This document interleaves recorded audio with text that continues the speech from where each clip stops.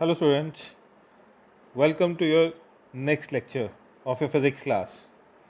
अभी तक हमने बेसिक फंडामेंटल फिजिकल क्वांटिटीज़ के बारे में जाना, डिराइव्ड क्वांटिटीज़ के बारे में जाना, यूनिट्स के बारे में जाना और आज का जो टॉपिक है ये हमारा एक सिंपल सा टॉपिक है जिसको हमने समझना है अच्छी तरह से, क्योंकि इसमें कुछ ऐसी चीज़ें होंगी जो हमारे एंट्रेंस एग्जामिनेशन में हमें हेल्प आउट करेंगी कुछ भी चीज़ों को न्यूमेरिकल सॉल्व करने के लिए। तो आज का जो टॉपिक मैं आपके साथ अभी डिस्कस करूँगा, इनमें से कुछ चीज़ें ही मैं आज डिस्कस करूँगा आपके साथ, बाकी हम नेक्स्ट लेक्चर में डिस्कस करेंगे। तो आज का जो हमारा टॉपिक है वो है मेजरमेंट ऑफ लेंथ। मैं अभी 3 बेसिक फिजिकल क्वांटिटीज़ के बारे में बात करूँगा, लेंथ, मास और टाइम। तो आज का जो हमारा टॉपिक है वो है measurement of length. Measurement of length में आप देखेंगे अभी तक आपको होगा कि हम लेंथ को कैसे मेजर करते थे। आपने एक स्केल देखा है जिससे हम मेजर करते हैं, या घर पे एक मेजरिंग टेप है जिससे हम अपने कोई ड्रेस लेने जाते हैं वहाँ मेजर करते हैं, या जब कभी हम अपने शू लेने जाते हैं तो हम एक फुट टाइप का मेजरिंग होता है वहाँ पे जहाँ पर हम वहाँ मेजर करते हैं, या जब कभी हम कोई सामान लेने जाते हैं तो वहाँ मास को मेजर करते हैं। लेकिन अभी जो हमारा प्राइमरी फोकस है वो समझने का है, वो है सिर्फ मेजरमेंट ऑफ लेंथ। अब मेजरमेंट ऑफ लेंथ डिफरेंट तरीके से हैं यहाँ पे जिससे हम सीख सकते हैं। जैसे मैंने यहाँ कुछ चीज़ें लिखी हैं, जैसे metre rod, sonar, screw gauge, parallax method, radar, vernier caliper. ये सब चीज़ें क्या हैं? इनमें से आपने कुछ चीज़ें तो आपने सुनी है डेली लाइफ में, लेकिन ये कहाँ काम आती हैं, कैसे काम आती हैं, हम इनको सीखेंगे सबसे पहले। ठीक है, तो सबसे पहली चीज़ जो आज हम समझेंगे कि लेंथ को किस तरह से मेजर किया जाता है। तो अगर हम मेजरमेंट ऑफ लेंथ की बात करें तो लेंथ को मेजर करने के हमारे पास 2 तरीके हैं। ठीक है, मेजरमेंट ऑफ लेंथ को अगर हमें मेजर करना है तो हमारे पास 2 तरीके हैं, एक है डायरेक्ट मेथड और एक है इनडायरेक्ट मेथड। अब ये डायरेक्ट मेथड और इनडायरेक्ट मेथड क्या हुआ? अगर हम डायरेक्ट मेथड की बात करें तो हम कह सकते हैं कि जहाँ पर हम both ends of a length पे पहुंच सकते हैं, where we can reach at the both ends of the length is called as your direct method. For example, यहाँ पर हम एक लाइन ड्रॉ करते हैं, लाइन ड्रॉ कर दी हमने। अब अगर मुझे इसको मेजर करना है तो मैं क्या करूँगा, मैं एक मेजरिंग स्केल लूँगा और सिंपल नोटिस करूँगा कि इसकी लेंथ क्या हो सकती है। इसकी लेंथ है सपोज 5 सेंटीमीटर, तो पॉइंट ए आ गया और पॉइंट बी आ गया। तो भाई हमने यहाँ से सीधा मेजर कर लिया कि भाई यहाँ पे हम देख सकते हैं कि how we can measure the things.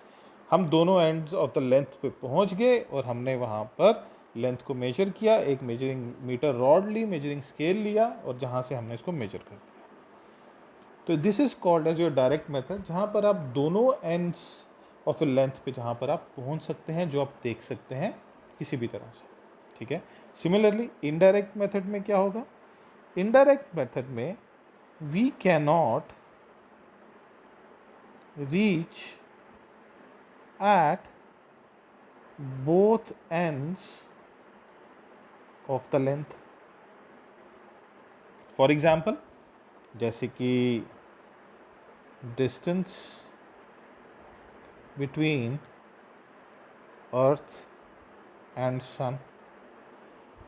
भाई एक एंड तो मुझे पता है लेकिन दूसरे एंड तक नहीं मैं पहुंच सकता, मुझे उसके लिए डिफरेंट तरीके लेने हैं उसको देखने के लिए। हाँ, मेजर देख की जा सकती है लेंथ, किस तरीके से मेजर की जा सकती है वो हम पे डिपेंड करता है, हम किन तरीक़ों से यूज़ करते हैं।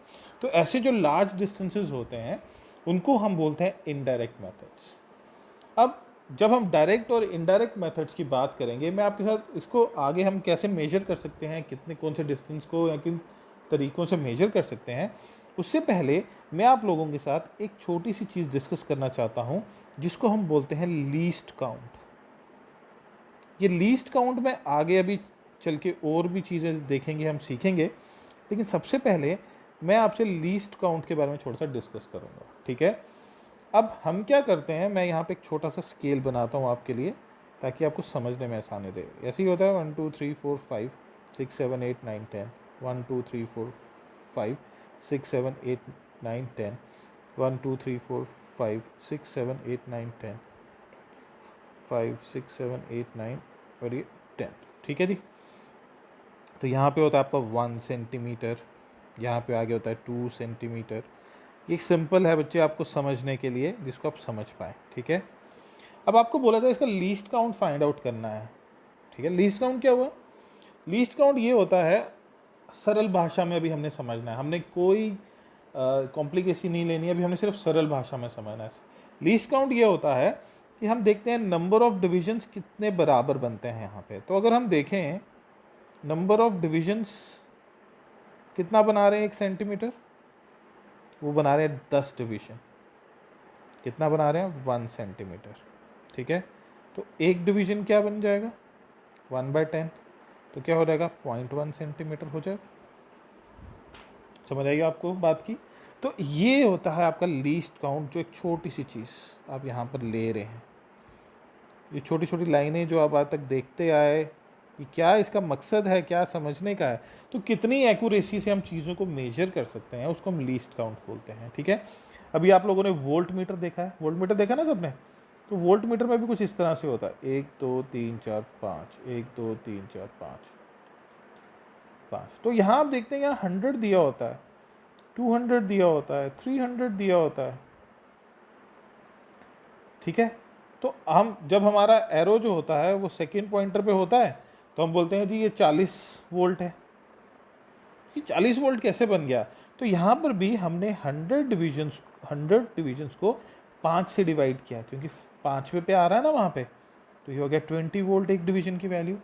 सो this is what we call as least count. सरल भाषा में, कोई कॉम्प्लिकेसी नहीं, सरल भाषा में हमने अभी सीखना है चीज़ों को, ठीक है। तो जब हम बात करते हैं कि लेंथ को कैसे मेजर किया जाता है, 2 तरीक़ों से, डायरेक्ट मेथड और इनडायरेक्ट मेथड। डायरेक्ट मेथड में हमारे पास स्केल है, मीटर रॉड है, ये सब चीज़ें हैं। और इनडायरेक्ट मेथड वो है जहाँ हम दोनों एंड्स तक नहीं पहुँच पा रहे, लेकिन लार्ज डिस्टेंसेस हैं, बहुत लार्ज डिस्टेंसेस हैं, उनको कैसे मेजर किया जा सकता है, तो वहाँ पर we call it as your indirect methods, ठीक है। उसके बाद हमारे पास लीस्ट काउंट आ गया। अब हम यहाँ पर देखेंगे बेटा जी, ये आप छोटा सा जो नोट्स हैं इसको आप बना लीजिएगा, इसको देख लीजिएगा कैसे लिखना है आपको। तो डायरेक्ट मेथड में मेजर कैसे की जाती है लेंथ, तो अगर हम बात करें ए मीटर स्केल जो होता है, मीटर रॉड जो आप बात करते हैं, मैं आपको बोलूँगा कि हमारे पास 100 सेंटीमीटर के बराबर तक की होती है, ठीक है।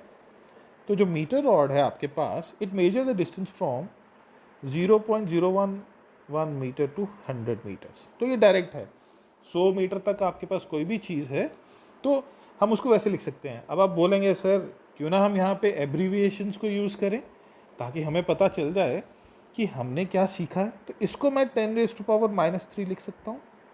1/1000 है ये, 1/1000, ठीक है। तो 1/10⁻³, तो जब ऊपर जाएगी वैल्यू 10⁻³, ठीक है। तो एब्रीविएशन देखो कितना सरल हो जाता है एब्रीविएशन से लिखना। अब अगर ये 100 मीटर है तो ये किसके बराबर होगा? 10⁻² मीटर। तो ये हम एक मीटर स्केल से मेजर करते हैं। Then a term new for you is called as vernier calipers. Vernier caliper भी हम पढ़ेंगे, इसके लिए मैं आपको एक अलग से समझाऊंगा वर्नियर कैलिपर कैसा होता है और किस किस काम में यूज़ होता है। तो वो जो चीज़ें हैं, वो डिस्टेंसेस जो होते हैं, वो इसको हम कैसे लिख सकते हैं? 10⁻⁴ मीटर तक के जो डिस्टेंसेस हैं वो वर्नियर कैलिपर मेजर करता है। फिर एक स्क्रू गेज आपके लिए नई टर्म आई, रिक्स फेरोमीटर। मैं आपको इन सब की इमेजेस भी दिखाऊंगा, लेकिन अभी हम सिर्फ बात कर रहे हैं कि लेंथ को कैसे मेजर किया जाता है, डिस्टेंसेस कितने होंगे, हम किस तरह से उसको यूज़ कर सकते हैं। तो अगर आप इसको देखेंगे तो इसको कैसे लिखेंगे बच्चे? इसको हम लिखेंगे 10⁻⁵ मीटर। तो ये जो डिस्टेंसेस होते हैं हमारे पास, इनको हम डायरेक्ट मेथड से मेजर करते हैं, जहाँ पर हमारे पास दोनों एंड्स अवेलेबल हैं of a given length, is called as your direct method. तो measurement of length is clear to you? कोई परेशानी यहाँ तक? तो यहाँ पर मैंने हर एक चीज़ को in terms of abbreviation of 10 में आपके लिए ले आया, ताकि आप जो पिछले लेक्चर में आपने पढ़ा, ताकि उसको समझने में आपको कोई मुश्किल ना आए।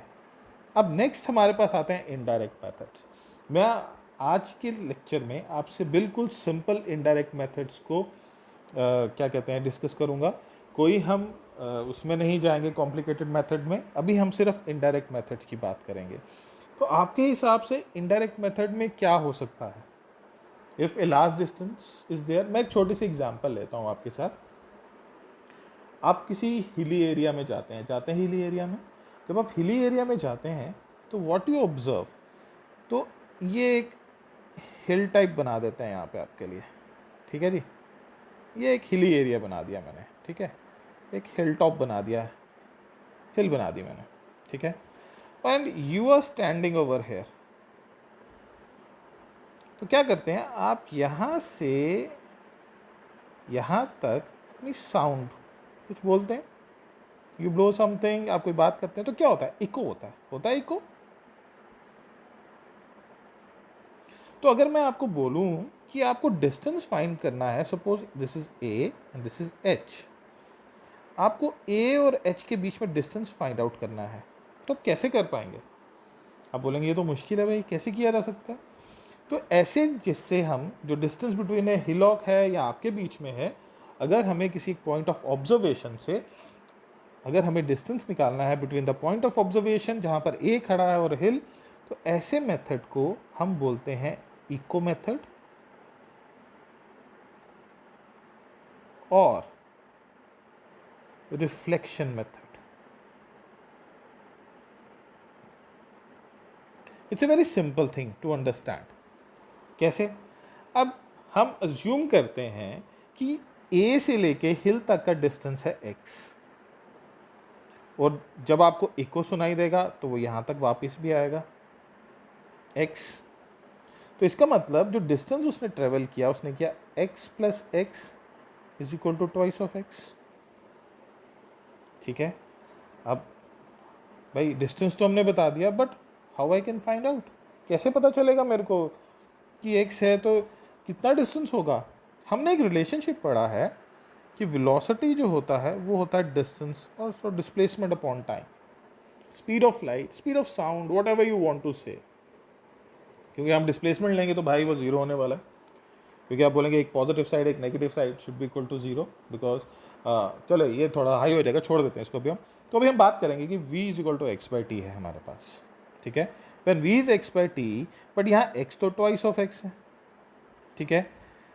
ये हो गया टाइम, ये हो गया डिस्टेंस, और v is the velocity of sound.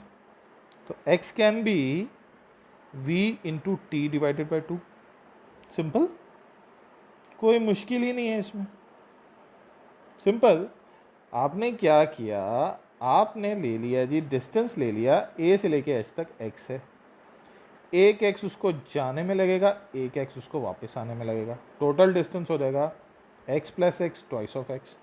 अब हमें पता है कि हमारी साउंड कितनी है, बस हमें मेजर करना है टाइम। हम अपनी स्टॉप क्लॉक अपने मोबाइल फ़ोन पे देखेंगे कितना है, तो हम डिस्टेंस अपॉन टाइम ले लेंगे। तो यहाँ पे डिस्टेंस तो ट्वाइस ऑफ x था, ठीक है, और t तो टाइम जितना आएगा, और velocity of sound we know that कितनी होती है, 332 meter per second.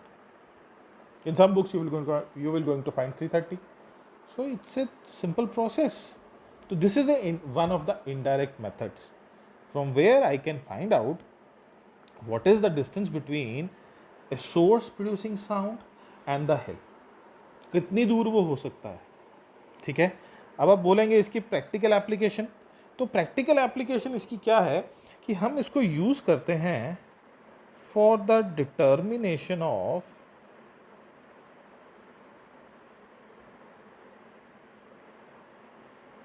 thickness of sheet. It can be also used over there for the determination of thickness of the sheet.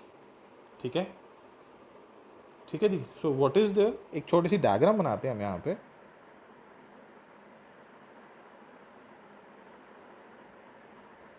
ठीक है बेटा, डायग्राम बना दी हमने, ठीक है।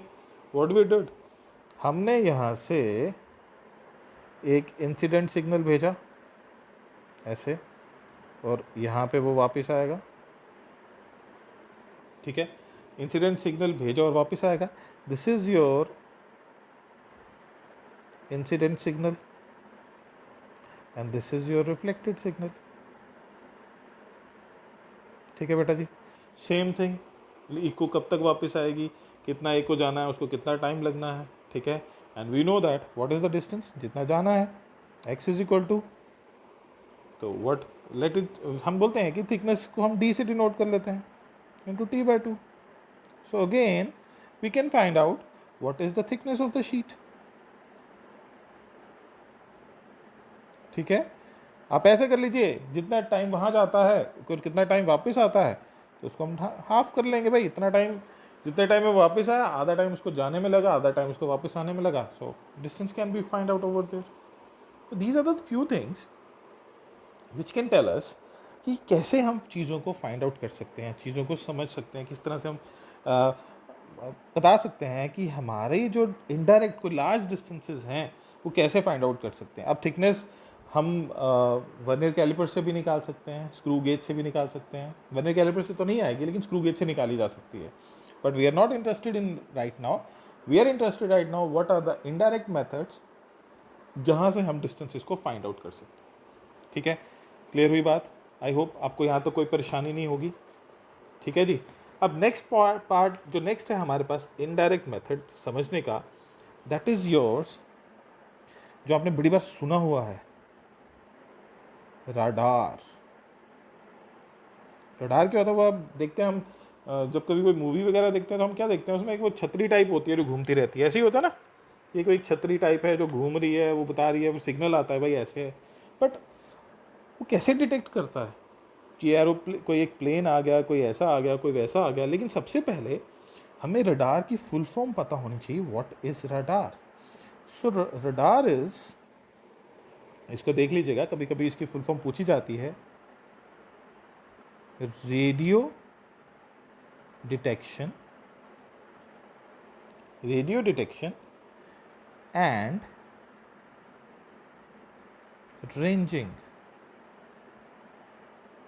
ठीक है, radio detection and ranging, this is called as your radar. अब आपने आप देखा होगा कि इंडिया हैज़ बॉट राफेल. लेकिन आपको एक चीज़ और बताऊं कि आजकल जो लेटेस्ट टेक्नोलॉजी है कि किसी भी चीज़ को डिटेक्ट करना है, किसी भी एरोप्लेन को अगर आपको डिटेक्ट करना है, चाहे आपका वो पैसेंजर ट्रेन है, चाहे वो आपका फाइटर प्लेन है, तो एक नई टेक्नोलॉजी आ रही है, स्टेल्थ टेक्नोलॉजी. ठीक है, सबसे पहले हम एक रडार को समझेंगे कि रडार होता क्या है, रडार कैसे करता है. Radar is a simple way, it works in the same process कि यहाँ पर कहीं पर आपका कोई एक रडार है.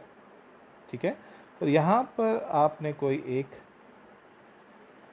एरोप्लेन है जो आ रहा है. तो क्या होगा, वो यहाँ से उस रडार से अपनी जो है रेडियो वेव्स फेंकेगा और यहाँ से वापस आएंगे. सेम प्रोसेस, डिस्टेंस निकल जाएगा हमारे पास v इंटू t/2. तो क्या होता है, जो रेडियो वेव्स होती हैं वो रिफ्लेक्ट होकर वापस आती हैं, और कितने डिस्टेंस से वो वापस आ रही हैं और वहाँ से हमें डिस्टेंस पता चल जाता है. लेकिन अभी मैंने आपके साथ एक नया वर्ड यूज़ किया आपके साथ, या नया शब्द यूज़ किया, दैट इज स्टेल्थ. तो स्टेल्थ टेक्नोलॉजी क्या है कि वो रेडियो वेव्स को रिफ्लेक्ट ही नहीं करता, एब्जॉर्ब कर लेता है, आई थिंक मेरे हिसाब से. लेकिन स्टेल्थ टेक्नोलॉजी में क्या है कि वो रडार की नज़र में नहीं आता. ठीक है, जैसे रैप्टर है यूएस के पास, एक Raptor is something like that कि वो आपकी जो रडार है उनको जाम कर देगा, आपको सिग्नल को वापस ही नहीं जाने देगा कहीं पे. तो ये जो रैप्टर है, ये जो स्टेल्थ टेक्नोलॉजी है, तो जो लेटेस्ट चल रही है वो इसी तरह से. लेकिन रडार भी उसी तरह से हमारे मॉडिफाई होते रहते हैं. तो लेकिन रडार का सेम प्रोसेस है. कोई भी एक एरोप्लेन आपको दिखा, वो अपनी रेडियो वेव्स फेंकेगा, वहाँ से जब वो रिफ्लेक्ट होकर वापस आएंगी and you will get what is the distance between, और हमें पता चल जाएगा कि वो एनिमी का प्लेन है या हमारा अपना प्लेन है. तो वहाँ से हम उसको फाइंड आउट कर सकते हैं. अब ये तो बात हो गई सारी की सारी सिंपल, कि हमने देख लिया कि हम किस तरह से डिस्टेंस बिटवीन द टू क्या कहते हैं लार्ज डिस्टेंसेस हम कैसे फाइंड आउट कर सकते हैं. किसी एक एंड पे हम नहीं पहुंच सकते भाई, हम वहाँ से उसको कैसे ले सकते हैं. तो हमने ये देख लिया. मैंने आपको बोला कि मैं सिर्फ एक सिंपल से सिंपल जो है वो चीज़ों को हम डिस्कस करेंगे, कोई हम कॉम्प्लिकेसी वाले में नहीं जा रहे. ये तो आ गया हवा में या कहीं पर आपका उसमें. लेकिन एक चीज़ और आती है हमारे पास जिसको हम बोलते हैं सोनार. ठीक है, sonar is for your under water, जो आपके सबमरीन्स यूज़ करते हैं.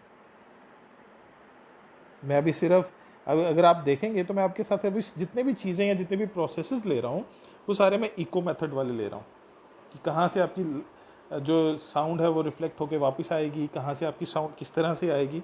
मैं सारे आपके साथ अभी इको मेथड वाले ले रहा हूँ। अभी मैंने वो कोई वैसा नहीं लिया कि मेरा बहुत दूर का कोई डिस्टेंस है, मुझे वहाँ से मेजर आउट करना है, जैसे कि distance between two stars, distance between sun and the earth, distance between two planets, अगर मैं वो चाहता हूँ तो ऐसा नहीं है।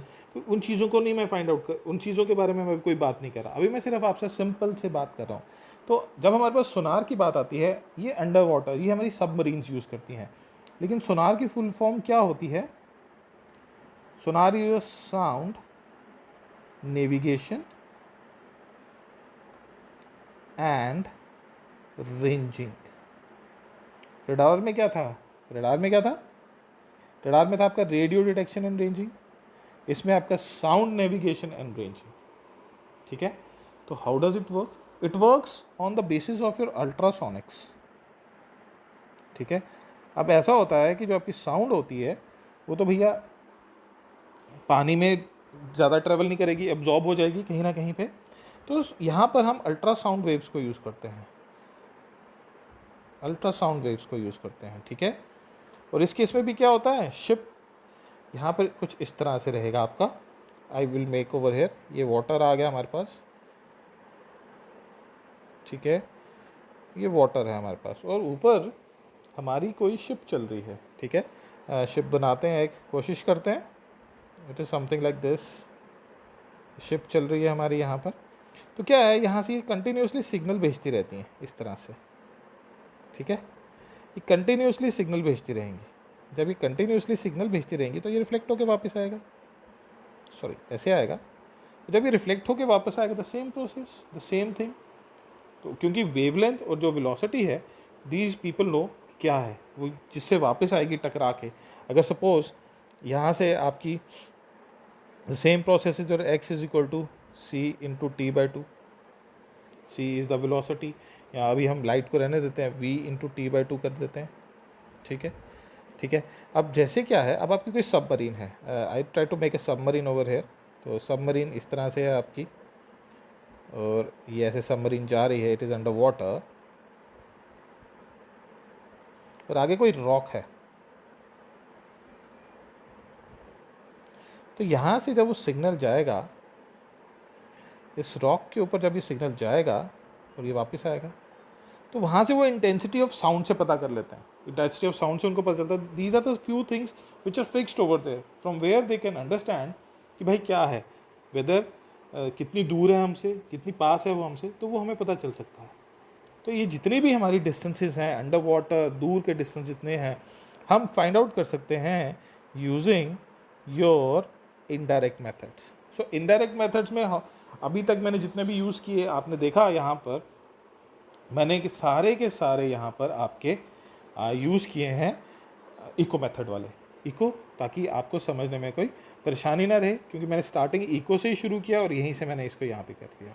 ठीक है, अभी क्या होता है कि अब कुछ ज़्यादा दूर का डिस्टेंस चाहिए जिसमें हमारी साउंड जो है वो फेड आउट हो जाएगी, अगर हम स्पेस में फेंकते हैं तो भी फेड आउट हो जाएगी।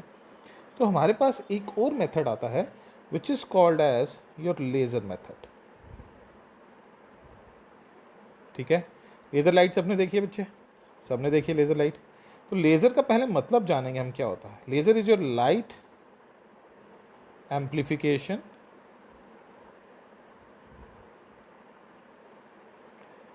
by stimulated emission of radiation। तो जो आपकी लेज़र है, it can travel with the velocity of light equal to velocity of light. तो हम यहाँ पर जब कभी भी इस मेथड को कहाँ यूज़ करते हैं, अगर हमें डिस्टेंस चाहिए मून का फ्रॉम अर्थ, तो we make use of the laser because it is the closest satellite, जो सबसे क्लोजेस्ट है हमारे पास, तो हम ये उसमें वो यूज़ करते हैं। तो इसमें क्या होता है कि लेज़र जो होती है, laser can travel in vacuum. ठीक है जी, साउंड तो ट्रैवल ही ना चाहिए करेगी, उसको तो सोर्स चाहिए। When this laser it can travel in vacuum, और उसकी जो वेलोसिटी है we make it there that it is equal to your velocity of light.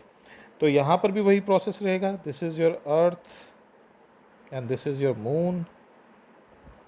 ठीक है, नेक्स्ट पे करते हैं, this is your earth and this is your moon. Again laser light will go over there and it will come back. Again x plus x, velocity is your display distance upon time, or speed is जो भी है यहाँ पे. तो x plus x is your twice of x. So x will be your v into t by 2, but here we consider it v is c into t by 2, where c is the velocity of light or very high velocity is over there. ठीक है बच्चे. तो ये कुछ चीज़ें हैं जो हमने समझी, जैसे कि इको मेथड सीखा हमने.